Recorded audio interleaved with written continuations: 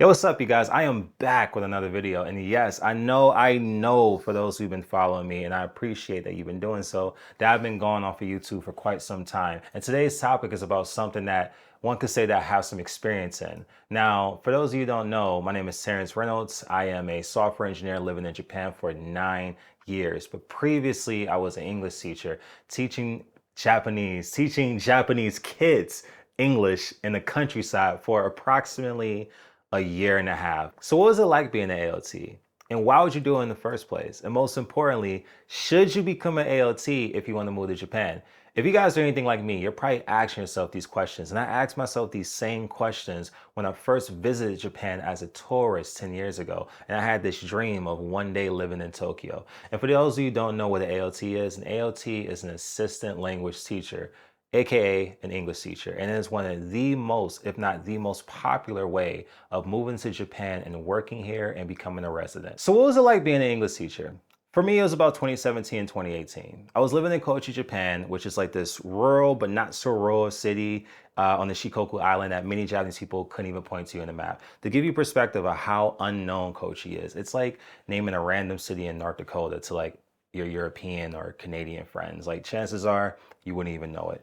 And back then, it was a very exciting time for me. I mean, come on, I was like 22 years old, and I was responsible for about 8 different schools. And I know what you guys thinking, how does that work? How are you teaching at 8 different schools at once? Well, the way it worked in general was Monday through Friday, I would typically teach at 1 or 2 schools in a day. So the way my schedule would be breakdown is this. I would go to one school in the morning, and then I would go to another school in the afternoon, and I would kind of repeat the process. And through this, I think I got like this wide experience of what it's like being an English teacher because I got to see so many different kids in so many different classrooms. I mean, if you add it up, it had to be like hundreds of kids that I was teaching. And what's so interesting about Japanese culture and Japanese teaching style, it is nothing like the American teaching style. But of course, it's not implemented the same in each classroom.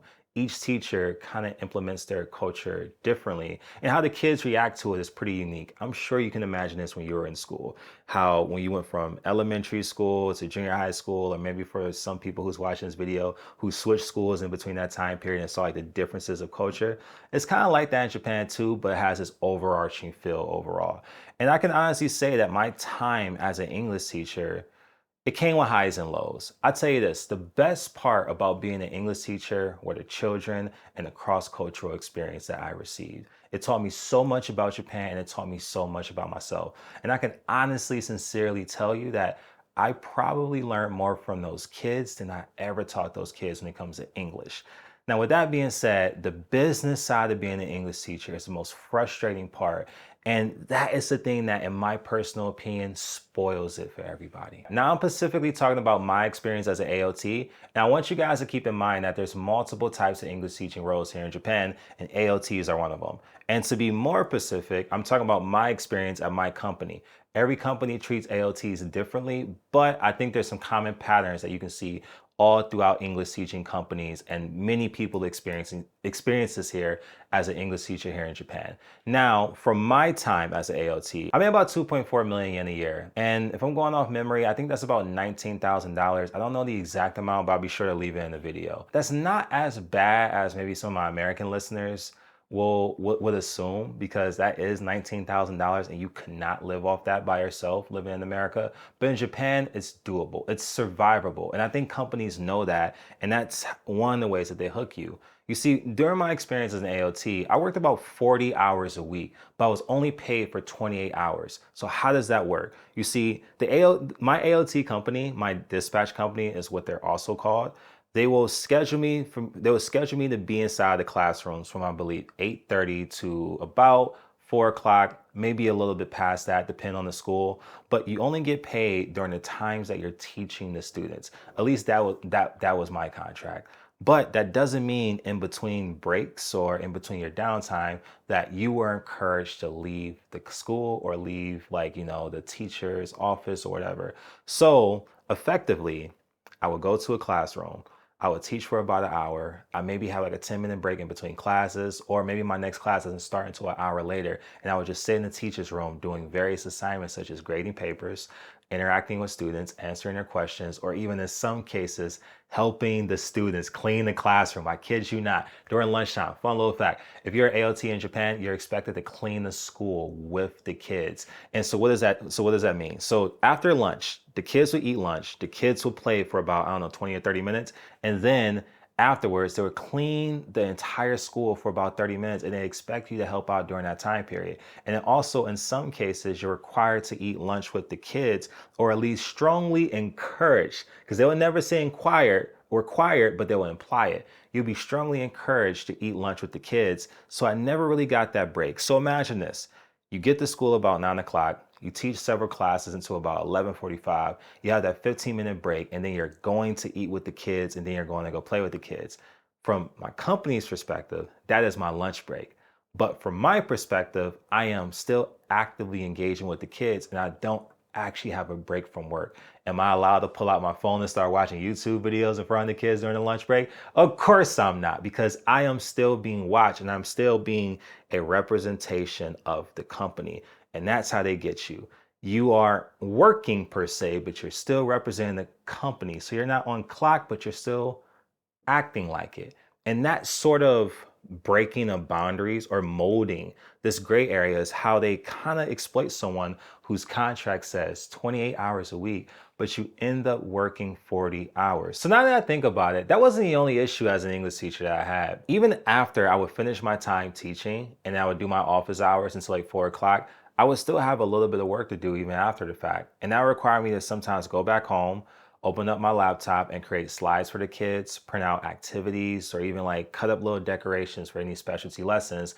Or even if I want to make my job a little more convenient, I may even out of my own pocket buy a book or two to help the little children practice reading or something like that. And these are all expenses that the company does not always reimburse because they claim you should be able to get access to these materials at the school. But that's not always the case. You don't always have access to a printer. Maybe your schedule won't allow you to. Maybe you have to teach 3 lessons and immediately leave to go to the next school. Or maybe the school just simply doesn't have this book, but your company, they'll provide you like a lesson pamphlet, which is essentially like a curriculum of things that you're expected to teach the kids. And they would say, hey, these are the required materials that you would need to teach the kid these lessons. And if the school doesn't have access to them, if you want to successfully teach the children, you'll come out of your own pocket. Now, I know some ALTs probably didn't do that. Some ALTs probably established hard boundaries. But if you really care about the kids, like many teachers, you would go out of your own way just to buy this book just so you can see the smile on those kids' faces, but the company would not cover that. So I know what you guys are thinking. Damn, Terrence, that's crazy how they exploited you like that. But I'm curious, how did you teach English in the first place? You see, the way it works here in Japan is this. As an ALT, they pair you with a Japanese language teacher, and together you guys teach the kids English. And the way it kind of works is this. As an ALT, you're not allowed to speak Japanese to the kids, and you will model what it's like to speak English in a native way, while the Japanese teacher give the instructional like teaching and the translation to the kids. What's interesting though, at least in the countryside, I can't speak for Tokyo, is that most of the teachers that I work with, they barely spoke English. I mean like Duolingo level English. It was not good at all. If I had to rate it, it's like the broken English speaking ability of like a 6 or 7 year old. So you have to navigate that. And oftentimes I would find myself having to like, use Google Translate to translate things to the teachers outside the view of the kids in order for us to interact together. So one can almost question like what is the quality of teaching that these Japanese kids are receiving. And if you've been to Tokyo and you realize that 90% of people here do not speak English, even though I believe ALT's been around since the 90s, you can understand that there's probably something broken with that system. So why would you become an ALT in the first place? I mean, the salaries are low. To be quite honest, it's a bit exploitive. And most teachers, at least from my experience, leave after 3 years. So for the ones that stay, they usually fall into like these 2 buckets rather. One, they use English teaching as a stepping stone to pursue the things that they're actually passionate in while remaining an English teacher to keep their visa valid. While the others, they use English as a stepping stone so they can do a complete career transition, possibly learn Japanese, and then go into an actual career field. Now, I've met people in the first bucket who still teach English to this day. Maybe they find a job that respects them more, and they work 20 hours a week while they pursue their dreams in fashion, art, music, acting, etc. And me, I kind of fall into that second category. Although I did not learn how to speak Japanese, while I was teaching English, I taught myself software engineering, and I used that as a pivot point to leave Kochi and move to Tokyo to pursue my dreams. So would I do it again? You see, the short answer to that question is yes, but the honest one is that it depends. You see, if I had to go back in time, I wouldn't do it the way that I did it. You see, I went through one of those dispatch companies. And if I wasn't clear already, a dispatch company basically hires ALTs and then contract them out to schools. Those are the ones that are often exploitive. If I had to go back in time, I would do something called the JET program. I'm not exactly sure the details of the JET program, but I believe that it's a government sponsored program that the government hired English teachers and then bring them to Japan.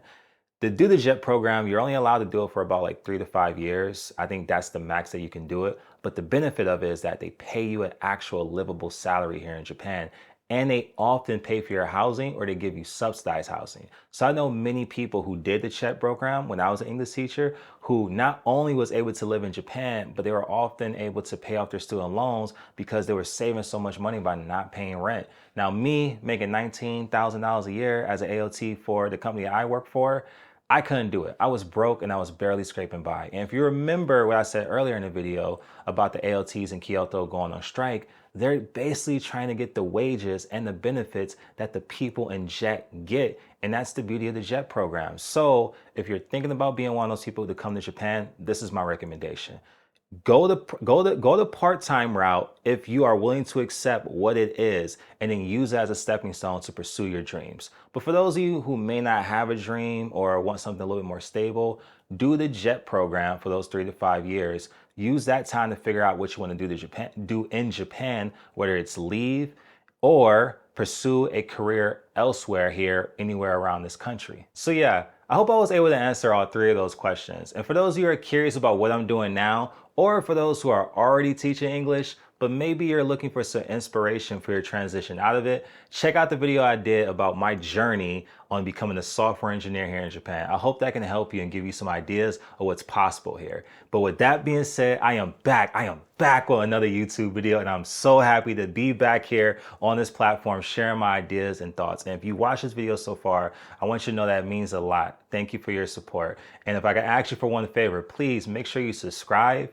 turn on that notification bell for me, leave a comment, a like, so it can help me, catch this algorithm so I can continue to spread this information, because ultimately what I want to do with this channel is give people the information that I wish I had in my first stages of moving to Japan and living in Japan. So I want to cover all sorts of topics. So if you want to take a ride with me on this journey, make sure you do all those things for me, and I'll see you in the next video.